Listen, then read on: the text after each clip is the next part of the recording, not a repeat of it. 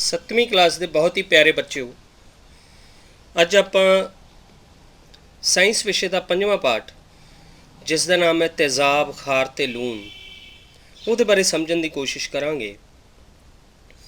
ਸੋ ਸਭ ਤੋਂ ਪਹਿਲਾਂ ਤਾਂ ਆਪਾਂ ਨੂੰ ਪਤਾ ਹੋਣਾ ਚਾਹੀਦਾ ਕਿ ਰੋਜ਼ਾਨਾ ਜੀਵਨ ਵਿੱਚ ਆਪਾਂ ਬਹੁਤ ਸਾਰੀਆਂ ਇਹੋ ਜਿਹੀਆਂ ਵਸਤੂਆਂ ਵਰਤਦੇ ਹਾਂ ਜਿਨ੍ਹਾਂ ਵਿੱਚ ਤੇਜ਼ਾਬ, ਖਾਰ ਜਾਂ ਲੂਣ ਹੁੰਦੇ ਆ। ਉਦਾਹਰਨ ਦੇ ਤੌਰ 'ਤੇ ਨਿੰਬੂ, ਜਿਸ ਵਿੱਚ ਕਿ ਸਿਟਰਿਕ ਤੇਜ਼ਾਬ ਹੁੰਦਾ ਹੈ। ਇਸੇ ਤਰ੍ਹਾਂ ਇਮਲੀ, ਉਹਦੇ ਵਿੱਚ ਵੀ ਤੇਜ਼ਾਬ ਹੁੰਦਾ ਹੈ। ਲੂਣ ਜਿਹੜਾ ਆਪਾਂ ਸਧਾਰਨ ਨਮਕ ਵਰਤਦੇ ਹੈਗੇ ਹਾਂ, ਅਤੇ ਕਈ ਪਦਾਰਥ ਇਹੋ ਜਿਹੇ ਵਰਤਦੇ ਆ ਜਿਨ੍ਹਾਂ ਵਿੱਚ ਖਾਰ ਹੁੰਦਾ ਹੈ। ਉਦਾਹਰਨ ਦੇ ਤੌਰ 'ਤੇ ਜਿਹੜਾ ਸੋਡਾ ਹੈ ਉਹ ਇੱਕ ਖਾਰ ਹੈ। ਤੋ ਇਹਨਾਂ ਦੇ ਸਵਾਦ ਨਾਲ ਉਹਨਾਂ ਦੀ ਪਹਿਚਾਣ ਕੀਤੀ ਜਾ ਸਕਦੀ ਹੈ, ਜਿਹਦੇ ਬਾਰੇ ਆਪਾਂ ਇਸੇ ਪਾਠ ਵਿੱਚ ਅੱਗੇ ਆਪਾਂ ਪੜ੍ਹਾਂਗੇ। ਹੁਣ ਤੁਸੀਂ ਇੱਕ ਸਾਰਣੀ ਹੈ, ਤੁਹਾਡੇ ਕਿਤਾਬ ਦੇ ਵਿੱਚ ਉਹ ਹੈਗੀ ਹੈ ਸਾਰਣੀ। ਤੁਸੀਂ ਇਹ ਸਾਰਣੀ ਦੇ ਵਿੱਚ ਇਹ ਪਛਾਣ ਕਰਨੀ ਹੈ ਕਿ ਇਹ ਪਦਾਰਥਾਂ ਦਾ ਸਵਾਦ ਕਿਹੋ ਜਿਹਾ, ਅਤੇ ਇਹ ਸਾਰਣੀ ਤੁਸੀਂ ਆਪੇ ਭਰਨੀ ਹੈ। ਅਤੇ ਤੁਸੀਂ ਕਦੇ ਨਾ ਕਦੇ ਇਹ ਪਦਾਰਥ ਜ਼ਰੂਰ ਖਾਧੇ ਹੋਣਗੇ, ਤਾਂ ਉਹਨਾਂ ਦੇ ਸਵਾਦ ਦੀ ਸ਼ਾਇਦ ਤੁਹਾਨੂੰ ਪਹਿਚਾਣ ਹੋਵੇ, ਤਾਂ ਇਸ ਸਾਰਣੀ ਦੇ ਵਿੱਚ ਤੁਸੀਂ ਉਹ ਸਵਾਦ ਭਰਨੇ ਹੈਗੇ। ਤਾਂ ਇਹ ਨਹੀਂ ਗਾ ਕਿ ਆਪਾਂ ਇੱਕ ਹੋਰ ਤਰੀਕੇ ਨਾਲ ਵੀ ਇਹਨਾਂ ਦੀ ਪਹਿਚਾਣ ਕੀਤੀ ਜਾ ਸਕਦੀ ਹੈ। ਇਹਨਾਂ ਨੂੰ ਛੂਹਣ ਦੇ ਨਾਲ ਵੀ ਜਿਹੜੇ ਖਾਰ ਹੁੰਦੇ ਆ ਉਹ ਛੂਹਣ ਦੇ ਵਿੱਚ ਤਿਲਕਣਵੇਂ ਹੁੰਦੇ ਆ, ਜਿਵੇਂ ਕਿ ਸਾਬਣ ਹੈ। ਹਾਲਾਂਕਿ ਇਹ ਛੂਹਣ ਵਾਲੀ ਕੋਈ ਕਿਰਿਆ ਆਪਾਂ ਇਸ ਵਿੱਚ ਹਾਲੇ ਆਪਣੇ ਨਹੀਂ ਹੈਗੀ, ਪਰ ਫਿਰ ਵੀ ਆਪਾਂ ਬਹੁਤ ਸਾਰੇ ਪਦਾਰਥਾਂ ਦਾ ਸਵਾਦ ਦੇ ਨਾਲ ਆਪਾਂ ਜ਼ਿਆਦਾ ਅਧਿਐਨ ਕਰ ਸਕਦੇ ਹਾਂ। ਇੱਕ ਆਪਣੇ ਜੀਭ ਦੇ ਸਵਾਦ ਦੇ ਖੇਤਰ ਹੁੰਦੇ ਆ, ਉਹਨਾਂ ਖੇਤਰਾਂ 'ਤੇ ਵੀ ਆਪਾਂ ਇਹਨਾਂ ਪਦਾਰਥਾਂ ਦਾ ਅਧਿਐਨ ਕਰ ਸਕਦੇ ਹਾਂ। ਆਪਣੀ ਇੱਕ ਕਿਰਿਆ ਵੀ ਹੈਗੀ ਉਹ। ਅਤੇ ਹੁਣ ਆਪਾਂ ਇਹਨਾਂ ਸਵਾਦਾਂ ਦੇ ਹਿਸਾਬ ਨਾਲ ਇਹਨਾਂ ਪਦਾਰਥਾਂ ਨੂੰ ਜਾਣਨ ਦੀ ਕੋਸ਼ਿਸ਼ ਕਰਾਂਗੇ। ਤਾਂ ਸਵਾਦ ਦੇ ਹਿਸਾਬ ਨਾਲ ਆਪਣੇ ਕੋਲ ਜਿਹੜੇ ਮੁੱਖ ਤੌਰ 'ਤੇ ਪਦਾਰਥ ਹੁੰਦੇ ਆ, ਤੇਜ਼ਾਬ ਅਤੇ ਖਾਰ ਹੈ, ਜਿਹੜੇ ਆਪਾਂ ਆਪਣੇ ਭੋਜਨ ਦੇ ਵਿੱਚ ਵੀ ਵਰਤਦੇ ਹਾਂ।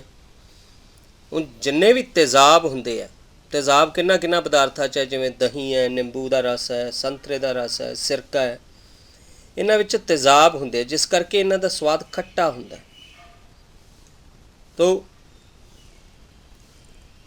ਇਹਨਾਂ ਪਦਾਰਥਾਂ ਦਾ ਸੁਭਾਅ ਜਿਹੜਾ ਤੇਜ਼ਾਬੀ ਹੁੰਦਾ। ਤਾਂ ਬਹੁਤ ਸਾਰੇ ਕੁਦਰਤੀ ਤੇਜ਼ਾਬ ਵੀ ਹੈਗੇ ਆ। ਆਪਣੇ ਸਰੀਰ 'ਚ ਵੀ ਕੁਦਰਤੀ ਤੇਜ਼ਾਬ ਮਿਲਦੇ ਆ, ਜਿਵੇਂ ਆਪਣਾ ਮੈਦਾ ਹੈਗਾ, ਉਹਦੇ ਵਿੱਚ ਹਾਈਡਰੋਕਲੋਰਿਕ ਤੇਜ਼ਾਬ ਹੈਗਾ। ਉਹ ਇੱਕ ਕੁਦਰਤੀ ਤੇਜ਼ਾਬ ਹੈ ਜਿਹੜਾ ਆਪਣੇ ਸਰੀਰ 'ਚ ਆਪਣੇ ਆਪ ਬਣਿਆ, ਕੋਈ ਇਹ ਨਹੀਂ ਵੀ ਉਸ ਨੂੰ ਆਪਾਂ ਬਣਾਇਆ। ਹੁਣ ਜਿਹੜੇ ਖਾਰ ਹੁੰਦੇ ਆ, ਉਹਨਾਂ ਦਾ ਸਵਾਦ ਖੱਟਾ ਨਹੀਂ ਹੁੰਦਾ। ਉਦਾਹਰਨ ਦੇ ਤੌਰ 'ਤੇ ਮਿੱਠਾ ਸੋਡਾ ਜਾਂ ਬੇਕਿੰਗ ਸੋਡਾ, ਜੇ ਇਸ ਦਾ ਸਵਾਦ ਕਦੇ ਕਰਿਆ ਹੋਵੇ ਤਾਂ ਇਹਨਾਂ ਦਾ ਸਵਾਦ ਕੌੜਾ ਹੁੰਦਾ। ਅਤੇ ਜੇ ਇਸ ਮਿੱਠੇ ਸੋਡੇ ਜਾਂ ਬੇਕਿੰਗ ਸੋਡੇ ਨੂੰ ਆਪਾਂ ਉਂਗਲਾਂ ਦੇ ਵਿੱਚ ਰਗੜਾਂਗੇ ਤਾਂ ਸਾਬਣ ਵਰਗਾ ਚੀਕਣਾ ਹੁੰਦਾ।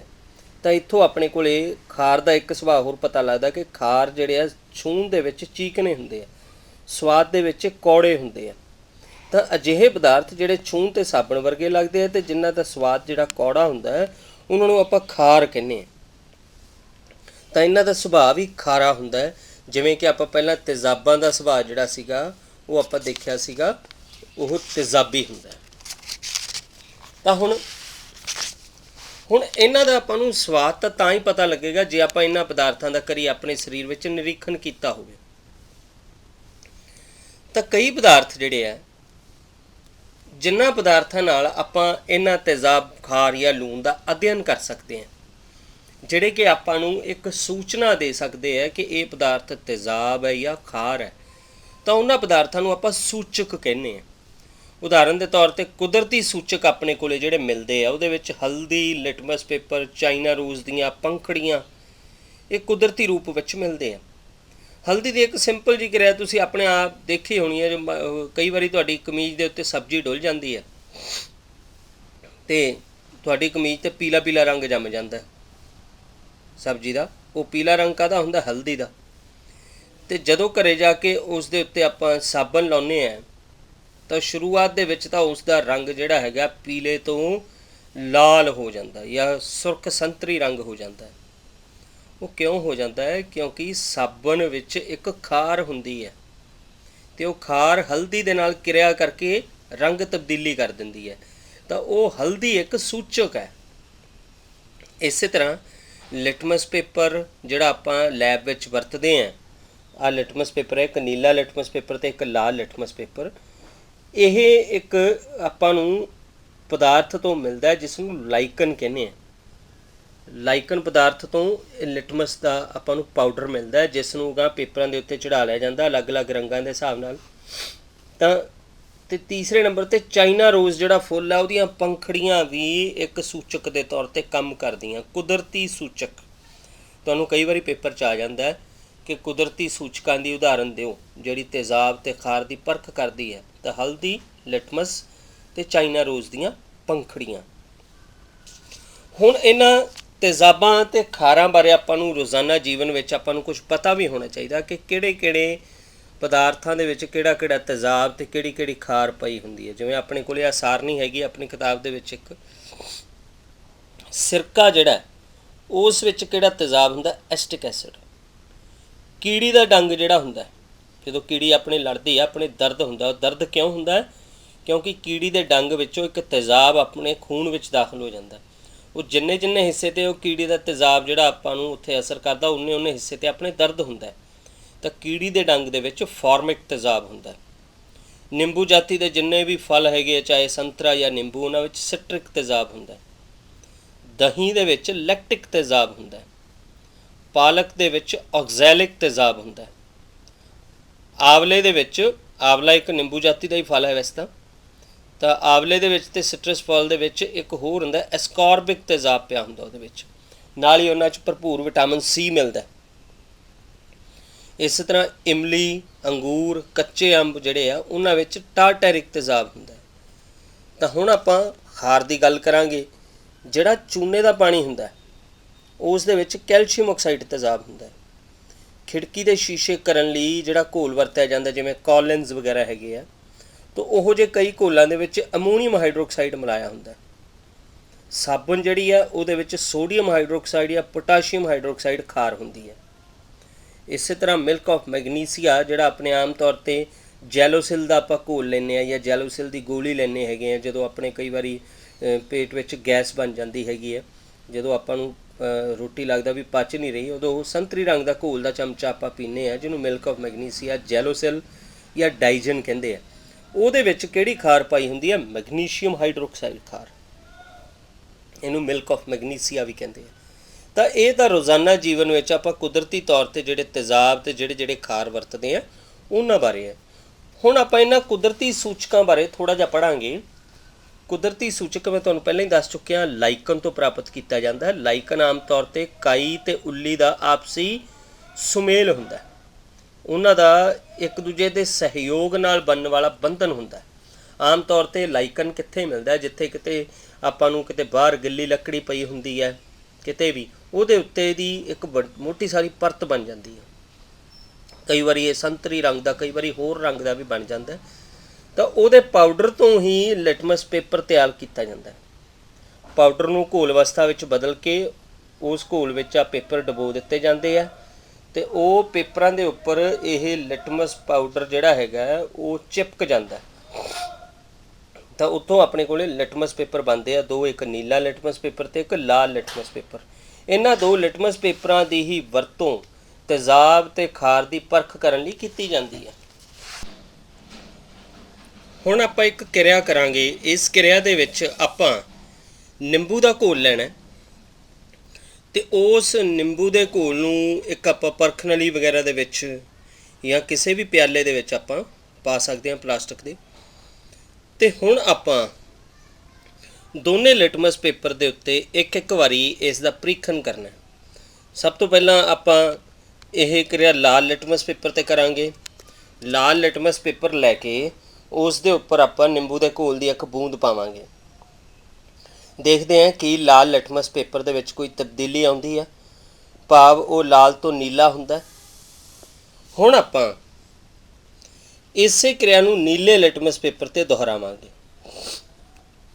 ਤਾਂ ਨੀਲੇ ਲਿਟਮਸ ਪੇਪਰ 'ਤੇ ਨਿੰਬੂ ਦੀ ਆਪਾਂ ਜਿਹੜੀ ਰਸ ਦੀ ਬੂੰਦ ਪਾਵਾਂਗੇ ਤਾਂ ਆਪਾਂ ਦੇਖਾਂਗੇ ਕਿ ਉਸ ਲਿਟਮਸ ਪੇਪਰ 'ਤੇ ਨੀਲੇ ਲਿਟਮਸ ਪੇਪਰ 'ਤੇ ਉਸ ਦਾ ਰੰਗ ਵਿੱਚ ਤਬਦੀਲੀ ਆਉਣੀ ਸ਼ੁਰੂ ਹੋ ਗਈ, ਭਾਵ ਉਹ ਲਾਲ ਹੋਣਾ ਸ਼ੁਰੂ ਹੋ ਗਿਆ ਨੀਲਾ ਲਿਟਮਸ ਪੇਪਰ। ਜਿਸ ਤੋਂ ਆਪਣੇ ਕੋਲ ਇੱਕ ਗੱਲ ਸਾਹਮਣੇ ਆਉਂਦੀ ਹੈ ਕਿ ਜਿਹੜੇ ਤੇਜ਼ਾਬ ਹੈਗੇ ਆ ਉਹ ਨੀਲੇ ਲਿਟਮਸ ਪੇਪਰ ਨੂੰ ਲਾਲ ਕਰ ਦਿੰਦੇ ਆ,